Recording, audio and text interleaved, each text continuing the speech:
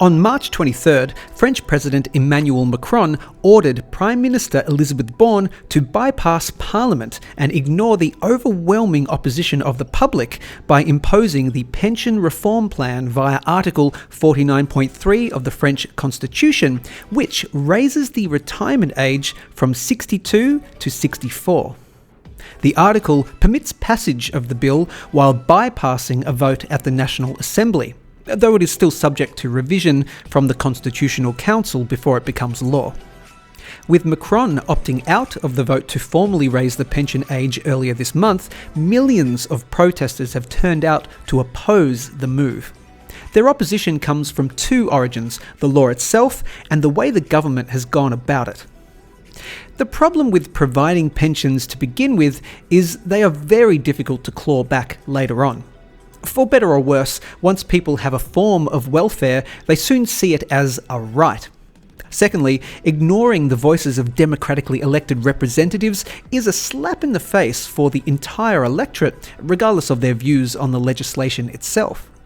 It seems that the state of emergency powers afforded to national leaders over the last 3 years is finally running out of steam.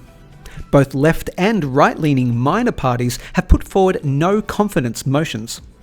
Left-wing lawmaker Mathilde Panot put it simply, quote, "The government is already dead in the eyes of the French. It doesn't have any legitimacy anymore," end quote.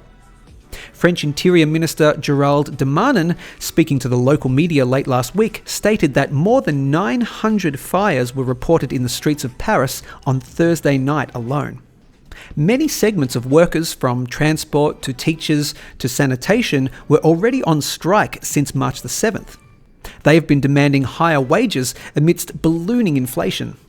Now, with the major clashes with riot police, the stench of the destruction left behind by the weeks of disruptions complement the visible signs of a loss of faith in the French government. Police were reported yesterday to be siding with the protesters as the government continues to crumble. Police brutality has been captured all over Twitter under the hashtag #FranceProtests. Perhaps ironically, Russia and China have condemned the police brutality in France and have asked Macron to respect human rights. They have submitted a resolution to the UN Security Council for a no-fly zone so that the moderate rebels can restore democracy.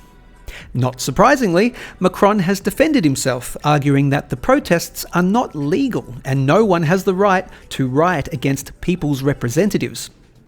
He would be well reminded, however, of his advice to Lebanese dissidents in 2020. Quote, "The revolution does not happen by anyone's orders, people make it," end quote. With the almost complete silence on the Australian airwaves surrounding the true magnitude of the damage to the fabric of French society, one wonders how coverage would be different if these protests were taking place in a country that wasn't being headed up by one of the young leaders of the World Economic Forum. Moreover, the protests are symptomatic of the broader European situation. At the same time, Belgian farmers are blockading major roads in opposition to nitrogen bans that further threaten the food supply chain amidst huge year-on-year costs of living hikes. For decades, the running of continual deficits and debasement of currencies has cornered governments desperate to kick the can down the road even further.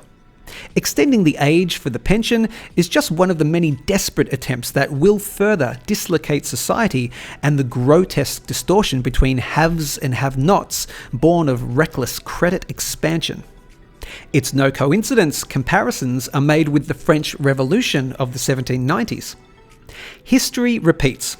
Governments fail, credit cycles end spectacularly, and gold prevails. Ray Dalio, founder of the world's largest hedge fund, wrote to such changes in world order insightfully over a year ago, and we penned an article about it. If you haven't read it, it is simply a must-read to understand the very big picture from an historical sense. As the man himself famously said, "If you don't own gold, you know neither history nor economics." Thanks for watching. Please like, share and subscribe and balance your wealth at ainsliebullion.com.au.